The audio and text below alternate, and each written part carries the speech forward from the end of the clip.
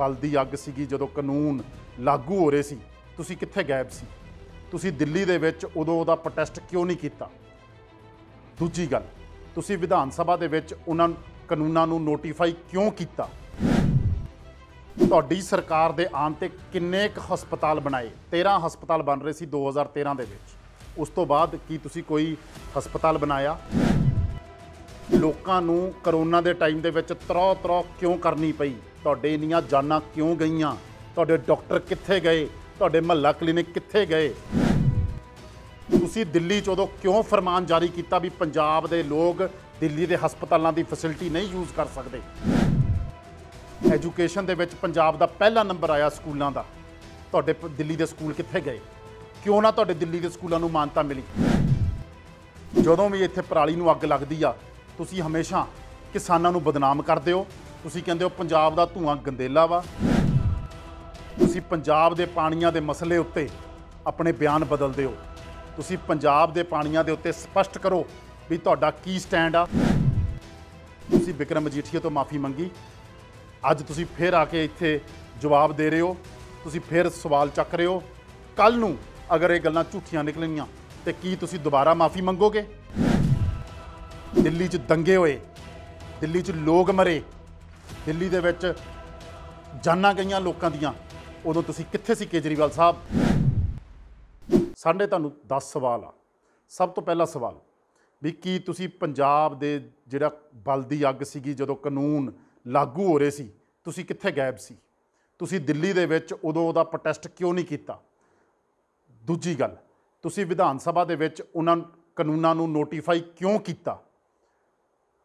ਉਹਦੇ ਨਾਲ ਤੁਸੀਂ ਉਹ ਕਾਨੂੰਨਾਂ ਨੂੰ ਮਾਨਤਾ ਦਿੱਤੀ ਔਰ ਉਹ ਕਾਨੂੰਨਾਂ ਦੇ ਵਿਰੋਧ ਦੇ ਵਿੱਚ ਜਦੋਂ ਕਿਸਾਨ ਬਾਰਡਰ ਤੇ ਪਹੁੰਚੇ ਉਦੋਂ ਤੁਸੀਂ ਸੁੱਤੇ ਜਾਗੇ।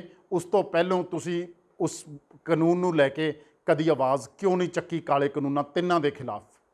ਉਸ ਤੋਂ ਬਾਅਦ ਤੀਜਾ ਸਵਾਲ, ਜਦੋਂ ਦਿੱਲੀ ਦੇ ਵਿੱਚ ਤੁਸੀਂ ਹੈਲਥ ਦੀ ਗੱਲ ਕਰਦੇ ਹੋ, ਹੈਲਥ ਮਾਡਲ ਦੀ ਗੱਲ ਕਰਦੇ ਹੋ, ਹਸਪੀਟਲਾਂ ਦੀ ਗੱਲ ਕਰਦੇ ਹੋ, ਤੁਹਾਡੀ ਸਰਕਾਰ ਦੇ ਆਉਣ ਤੇ ਕਿੰਨੇ ਕੁ ਹਸਪਤਾਲ ਬਣਾਏ? 13 ਹਸਪਤਾਲ ਬਣ ਰਹੇ ਸੀ 2013 ਦੇ ਵਿੱਚ।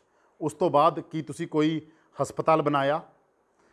ਅਗਰ ਇੰਨਾ ਹੀ ਤੁਹਾਡਾ ਹੈਲਥ ਮਾਡਲ ਵਧੀਆ ਸੀ ਤੇ ਲੋਕਾਂ ਨੂੰ ਕਰੋਨਾ ਦੇ ਟਾਈਮ ਦੇ ਵਿੱਚ ਤਰੋ ਕਿਉਂ ਕਰਨੀ ਪਈ? ਤੁਹਾਡੇ ਇੰਨੀਆਂ ਜਾਨਾਂ ਕਿਉਂ ਗਈਆਂ? ਤੁਹਾਡੇ ਡਾਕਟਰ ਕਿੱਥੇ ਗਏ? ਤੁਹਾਡੇ ਮਹੱਲਾ ਕਲੀਨਿਕ ਕਿੱਥੇ ਗਏ? ਚੌਥਾ ਸਵਾਲ, ਜਦੋਂ ਪੰਜਾਬ ਦੇ ਵਿੱਚ ਲੋਕ ਦਿੱਲੀ ਤੋਂ ਹਸਪੀਟਲਾਂ ਵਾਸਤੇ ਆ ਰਹੇ ਸੀ, ਹਸਪੀਟਲਾਂ ਦੇ ਦਰਵਾਜ਼ੇ ਕੈਪਟਨ ਸਾਹਿਬ ਨੇ ਖੋਲ੍ਹੇ, ਉਹਨਾਂ ਨੇ ਕਿਹਾ ਵੀ ਇੱਥੇ ਆ ਕੇ ਕਰੋ, ਤੁਸੀਂ ਦਿੱਲੀ 'ਚ ਉਦੋਂ ਕਿਉਂ ਫਰਮਾਨ ਜਾਰੀ ਕੀਤਾ ਵੀ ਪੰਜਾਬ ਦੇ ਲੋਕ ਦਿੱਲੀ ਦੇ ਹਸਪਤਾਲਾਂ ਦੀ ਫੈਸਿਲਿਟੀ ਨਹੀਂ ਯੂਜ਼ ਕਰ ਸਕਦੇ? ਕਿਉਂ ਉਦੋਂ ਤੁਸੀਂ ਪੰਜਾਬ ਦੇ ਲੋਕਾਂ ਨੂੰ ਆਪਣਾ ਨਾਂ ਸਮਝਿਆ, ਹਰਿਆਣਾ ਦੇ ਲੋਕਾਂ ਨੂੰ ਆਪਣਾ ਨਾਂ ਸਮਝਿਆ ਔਰ ਦਿੱਲੀ ਦੇ ਦਰਵਾਜ਼ੇ ਤੁਸੀਂ ਬੰਦ ਕਰਕੇ ਰੱਖਤੇ ਵੀ ਇੱਥੇ ਕੋਈ ਵੀ ਪੰਜਾਬੀ, ਕੋਈ ਵੀ ਹੋਰ ਸੂਬੇ ਤੋਂ ਬੰਦਾ ਇਸ ਸੂਬੇ 'ਚ ਆ ਕੇ ਹਸਪਤਾਲ ਦੀ ਫੈਸਿਲਿਟੀ ਨਾ ਲਊਗਾ? ਉਦੋਂ ਤੁਹਾਨੂੰ ਪੰਜਾਬ ਕਿਉਂ ਨਾ ਯਾਦ ਆਇਆ? ਪੰਜਵਾਂ ਸਵਾਲ, ਆਕਸੀਜਨ ਦੀ ਕਮੀ ਸਾਰੇ ਦੇਸ਼ 'ਚ ਆਈ, ਹਿੰਦੁਸਤਾਨ ਸਰਕਾਰ ਤੋਂ ਤੁਸੀਂ ਲੋੜ ਤੋਂ ਵੱਧ ਬਾਕੀ ਸੂਬਿਆਂ ਦੀ ਆਕਸੀਜਨ ਕਿਉਂ ਮੰਗੀ? ਕਿਉਂ ਤੁਸੀਂ ਉਦੋਂ ਬਾਕੀ ਸੂਬਿਆਂ ਨੂੰ ਭੁੱਲ ਗਏ ਔਰ ਉਦੋਂ ਆਪਣਾ ਸਿਰਫ ਦਿੱਲੀ ਦੀ ਰਾਜਨੀਤੀ ਦੇ ਕਰਨ ਵਾਸਤੇ ਤੁਸੀਂ ਉਦੋਂ ਲੋਕਾਂ ਤੋਂ ਉਹਨਾਂ ਦਾ ਹੱਕ ਮਾਰਿਆ ਔਰ ਉਹਨਾਂ ਤੋਂ ਆਕਸੀਜਨ ਫੈਸਿਲਿਟੀ ਲਿੱਤੀ? ਛੇਵਾਂ ਸਵਾਲ, ਤੁਸੀਂ ਐਜੂਕੇਸ਼ਨ ਦੀ ਗੱਲ ਕਰਦੇ ਹੋ, ਐਜੂਕੇਸ਼ਨ ਦੇ ਵਿੱਚ ਪੰਜਾਬ ਦਾ ਪਹਿਲਾ ਨੰਬਰ ਆਇਆ ਸਕੂਲਾਂ ਦਾ, ਤੁਹਾਡੇ ਦਿੱਲੀ ਦੇ ਸਕੂਲ ਕਿੱਥੇ ਗਏ? ਕਿਉਂ ਨਾ ਤੁਹਾਡੇ ਦਿੱਲੀ ਦੇ ਸਕੂਲਾਂ ਨੂੰ ਮਾਨਤਾ ਮਿਲੀ? ਔਰ ਤੁਸੀਂ ਪੰਜਾਬੀਆਂ ਨੂੰ ਬਦਨਾਮ ਕੀਤਾ ਉਦੋਂ ਵੀ ਇਹ ਜਿਹੜਾ ਵਾ ਇਹਨਾਂ ਦੀ ਮਿਲੀ ਭੁਗਤ ਆ। ਤੁਹਾਡੇ ਜਦ ਦਾ ਤੁਹਾਡਾ ਰਾਜ ਆਇਆ ਤੁਸੀਂ ਕਿੰਨੇ ਨਵੇਂ ਕਾਲਜ ਸਥਾਪਿਤ ਕੀਤੇ? ਕਿੰਨੇ ਨਵੇਂ ਤੁਸੀਂ ਬੱਚਿਆਂ ਨੂੰ ਨੌਕਰੀਆਂ ਦਿਵਾਈਆਂ? ਕਿੰਨੇ ਬੱਚਿਆਂ ਨੂੰ ਤੁਸੀਂ ਪਲੇਸਮੈਂਟਸ ਕਰਾਈਆਂ? ਔਰ ਇਹਦਾ ਤੁਸੀਂ ਬਿਊਰਾ ਪੰਜਾਬ ਦੇ ਲੋਕਾਂ ਨੂੰ ਦਿਓ। ਸਾਡਾ ਸੱਤਵਾਂ ਸਵਾਲ, ਤੁਸੀਂ ਜਦ ਤੋਂ ਦਿੱਲੀ ਦੇ ਵਿੱਚ ਬੈਠੇ ਹੋ, ਜਦੋਂ ਵੀ ਇੱਥੇ ਪਰਾਲੀ ਨੂੰ ਅੱਗ ਲੱਗਦੀ ਆ, ਤੁਸੀਂ ਹਮੇਸ਼ਾ ਕਿਸਾਨਾਂ ਨੂੰ ਬਦਨਾਮ ਕਰਦੇ ਹੋ। ਤੁਸੀਂ ਕਹਿੰਦੇ ਹੋ ਪੰਜਾਬ ਦਾ ਧੂਆਂ ਗੰਦੇਲਾ ਵਾ, ਪੰਜਾਬ ਦਾ ਧੂਆਂ ਦਿੱਲੀ ਦੀ ਆਕਸੀਜਨ ਕਰਦਾ ਵਾ। ਤੁਸੀਂ ਕਿਉਂ ਪੰਜਾਬ ਨੂੰ ਹਰ ਵਾਰ ਬਦਨਾਮ ਕਰਨ ਦੀ ਰਾਜਨੀਤੀ ਕਰਦੇ ਹੋ? ਅੱਠਵਾਂ ਸਵਾਲ, ਤੁਸੀਂ ਜਦੋਂ ਤੋਂ ਦਿੱਲੀ ਦੀ ਰਾਜਨੀਤੀ ਸੰਭਾਲੀ ਆ, ਤੁਸੀਂ ਪੰਜਾਬ ਦੇ ਪਾਣੀਆਂ ਦੇ ਮਸਲੇ ਉੱਤੇ ਆਪਣੇ ਬਿਆਨ ਬਦਲਦੇ ਹੋ। ਤੁਸੀਂ ਪੰਜਾਬ ਦੇ ਪਾਣੀਆਂ ਦੇ ਉੱਤੇ ਸਪਸ਼ਟ ਕਰੋ ਵੀ ਤੁਹਾਡਾ ਕੀ ਸਟੈਂਡ ਆ ਔਰ ਤੁਸੀਂ ਉਸ ਸਟੈਂਡ ਨੂੰ ਕਿੱਥੇ ਤੱਕ ਤੁਸੀਂ ਉਹਨੂੰ ਸਹੀ ਮੰਨਦੇ ਹੋ ਔਰ ਪੰਜਾਬ ਦਾ ਪਾਣੀਆਂ ਦੇ ਉੱਤੇ ਹੱਕ ਹੈ ਜਾਂ ਹਰਿਆਣੇ ਸੂਬੇ ਦਾ ਹੱਕ ਹੈ, ਤੁਸੀਂ ਇਹਦੇ ਤੇ, ਜਾਂ ਉਹੀ ਜਿਹੜਾ ਦਿੱਲੀ ਨੂੰ ਪਾਣੀ ਜਾਂਦਾ ਵਾ, ਤੁਸੀਂ ਉਹਨੂੰ ਕਿੱਥੋਂ ਤੱਕ ਸਹੀ ਮੰਨਦੇ ਹੋ, ਇਹਦੇ ਤੇ ਆਪਣਾ ਜਿਹੜਾ ਸਟੈਂਡ ਆ ਉਹ ਸਪਸ਼ਟ ਕਰੋ। 9ਵਾਂ ਸਵਾਲ, ਤੁਸੀਂ ਬਿਕਰਮ ਮਜੀਠੀਆ ਤੋਂ ਮਾਫੀ ਮੰਗੀ, ਅੱਜ ਤੁਸੀਂ ਫਿਰ ਆ ਕੇ ਇੱਥੇ ਜਵਾਬ ਦੇ ਰਹੇ ਹੋ, ਤੁਸੀਂ ਫਿਰ ਸਵਾਲ ਚੱਕ ਰਹੇ ਹੋ। ਕੱਲ੍ਹ ਨੂੰ ਅਗਰ ਇਹ ਗੱਲਾਂ ਝੂਠੀਆਂ ਨਿਕਲਣੀਆਂ ਤੇ ਕੀ ਤੁਸੀਂ ਦੁਬਾਰਾ ਮਾਫੀ ਮੰਗੋਗੇ, ਜਾਂ ਤੁਸੀਂ ਇਹ ਵਾਅਦਾ ਕਰਦੇ ਹੋ ਜਿਹੜੀ ਤੁਸੀਂ ਅੱਜ ਇਲਜ਼ਾਮ ਲਾ ਕੇ ਜਾ ਰਹੇ ਹੋ ਜਾਂ ਜਿਹੜੀਆਂ ਤੁਸੀਂ ਗੱਲਾਂ ਕਰਦੇ ਹੋ ਇਹ ਬਿਲਕੁਲ ਤੱਥਾਂ ਦੇ ਆਧਾਰ ਤੇ ਆ ਔਰ ਤੁਹਾਡਾ ਟਾਈਮ ਨਹੀਂ ਵੇਸਟ ਹੋ ਰਿਹਾ। ਤੁਸੀਂ ਉਦੋਂ ਇਹ ਕਿਹਾ ਮੇਰਾ ਟਾਈਮ ਵੇਸਟ ਹੋ ਰਿਹਾ ਸੀ, ਇਸ ਕਰਕੇ ਮੈਂ ਇਹ ਰਾਜਨੀਤੀ ਦੇ ਵਿੱਚ ਇਹ ਸਵਾਲਾਂ ਤੋਂ ਵਾਪਸ ਭੱਜਿਆ। ਤੁਸੀਂ ਭੱਜੇ ਪੰਜਾਬ ਤੋਂ, ਤੁਸੀਂ ਭਗੌੜੇ ਹੋ, ਤੁਸੀਂ ਪੰਜਾਬ ਨਾਲ ਧੋਖਾ ਕੀਤਾ ਉਦੋਂ।